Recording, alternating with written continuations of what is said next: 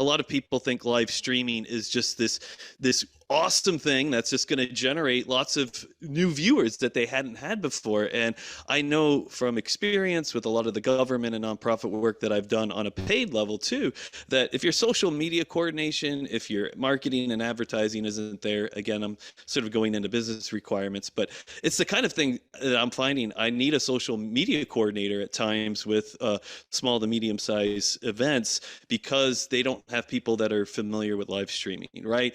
And they may not even know social media that well, even though they're the social media coordinator, right? They're in government, or they're in an NGO where they don't necessarily, they might have a different day job. And so, again, Corey brought this up. Education is such a big part of what we end up doing with live streaming. And just like First Contact on a Star Trek level, it's sort of baby steps. Like I think all of us have been in a situation, and maybe not Jeff with his big enterprise, or Corey with bigger enterprise events, because that's not part of their business offering necessarily, is helping the client understand how to bring eyeballs. The professional events, the eyeballs are there, but when it comes to a lot of the work that I'm doing, people will think, oh, we'll have at least 1,000 people there, and I can matter-of-factly just tell them, yeah, I think you'll probably have 100 to 150. And that's generally, they'll go through all this work and they don't do their work on the marketing end of it.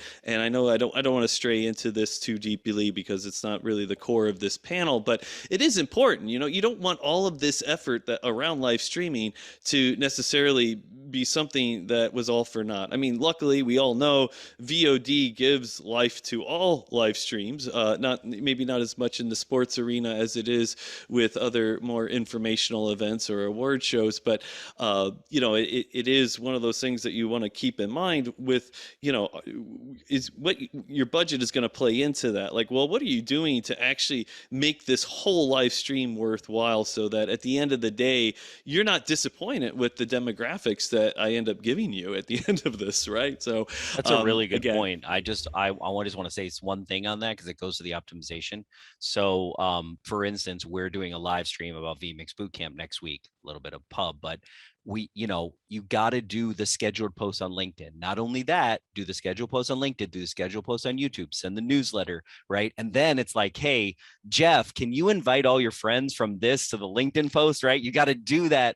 To Robert's point, like, all of this seems like, yeah, that's obvious. And so many of my clients don't do those steps where I go, here are the 10 steps. And if you just do this, you're going to at least have a core audience that already likes your content, that's going to watch your content. So 100%, I just wanted to throw that up there. Like, people think thumbnails don't matter. Thumbnails matter. Scheduled posts don't matter. Like, those things are huge. They seem small, but they're actually really, really huge. Yeah, please make this as much of a conversation as we can. Yeah, that's what this is about. Thanks, Corey. Yeah, and it's interesting too, right? That our workflow, our job as producers, it doesn't start at the front of the lens and end in the transmission, right? It's all things, right? It's in the pre-production, the event marketing, and then the follow-up. You mentioned demographics already, right? The reporting on the analytics of the viewership, and then working with our clients on what can they learn from this production, so they can apply it to the next time. And a lot of times those learnings are centered around their marketing efforts and better reach. It's almost like we're having to make sure that we're still, the return on investment that they make in us is worth it, so they can continue to produce these events with positive returns there and strong viewership. So it is neat how that ends up working.